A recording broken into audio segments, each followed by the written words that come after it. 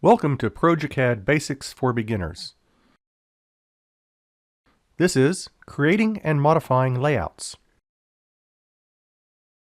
For this video lesson, I'll be using the supplied sample drawing named AEC-Plan Project Sample. I'll open it now. Also, for this video, I've changed the workspace to ribbon full. progeCAD has two distinct spaces for your drafting work. One is model space, and has been our focus so far in this video series. This is where you create your drawings always at full scale. Unless customized, its background will be black. It will display in the layout tabs at the bottom of the editor as the Model tab. This tab will always be the first one on the left and cannot be renamed or deleted. To the right of Model Space are the Layout tabs. When you enter one of these, by default, you will be in the second drafting space called Paper Space. You can have however many you need and name them according to your needs. Right-click on the Layout tab to access a pop-up menu that has the tool to rename it. You can also delete a layout, copy it, or create a new one.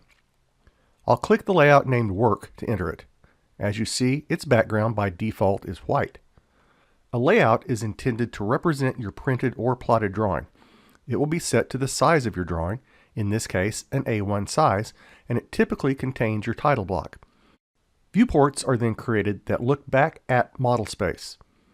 Right now, the viewports themselves are hidden as they have been inserted onto a special layer that does not print and is currently frozen. I'll thaw it now so that you can see the viewports in this layout. A viewport can be activated by simply double-clicking within it. When active, it works exactly like your Model Space tab.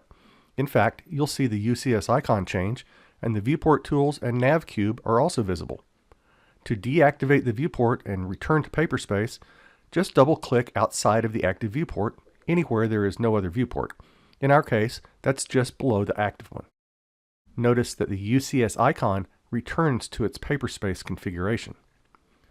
To learn how to create and work with viewports, I'm going to create a new layout and work in it.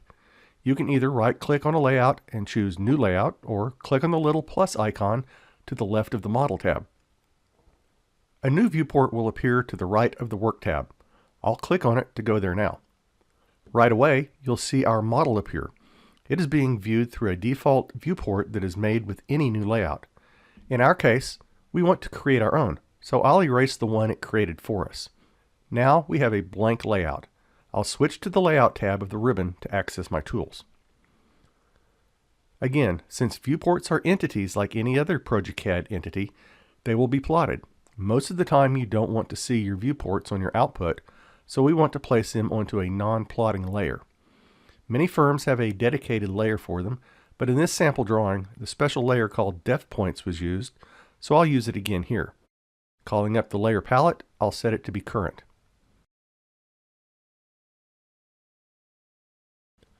I'll expand the viewport icon to find my tools.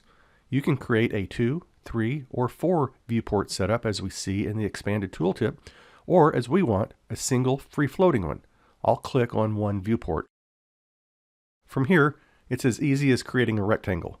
I'll click for a corner and an opposite corner. The viewport is created and an extensive view of our model space is displayed. I'll activate my viewport to show that you can zoom and pan within it just like in model space. We'll be using the whole plan, but you may be interested in a single room or area. Before we scale our view, it's a good idea to center up what you want to see. Again, we want everything, so I'll do a zoom extents. The next step is to scale the viewport to best fit our sheet size. First, we must activate our viewport by double-clicking within it. Then, from the newly appeared annotation scale list in the status bar, click it to reveal a list of available scales. For this particular layout, I'll click on 3/32 of an inch equals 1 foot. You'll see your layout view adjust to that scale. Return to paper space by double-clicking outside of the viewport when you're done. We have one more step in our viewport workflow. Remember when I mentioned that you can zoom and pan within an active viewport? Ours is now currently set correctly, so we want to lock it into place to prevent accidental zooms or pans. progeCAD offers a handy visual aid to know whether a viewport is locked or not. An active viewport that is not locked will appear with a bold black outline. A locked one will be a bold red outline. Ours is black, so we know it's not locked. Locking a viewport is easy, and it can be done a few ways. First, the viewport can either be currently active, or you can just select it from Paperspace.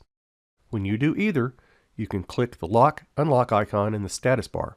When you do, the icon shackle goes from unlocked to locked. Since I have the viewport activated, you'll also see it turn red. Instead of the status bar icon, we could have also used the tools found in the viewports panel of the ribbon. Since we just locked it, let's unlock it from there. The last method you can use is to select the viewport edge from Paperspace and right-click to bring up the contextual menu. From the display locked entry, expand it and select yes. I'll reactivate the locked viewport now and attempt to zoom and pan. Notice that even though we're in an active model space view, zooming and panning works just like it would in Paperspace. You can find out more information, download their 30-day free trial, or purchase your own progeCAD license at www.progeCAD.com.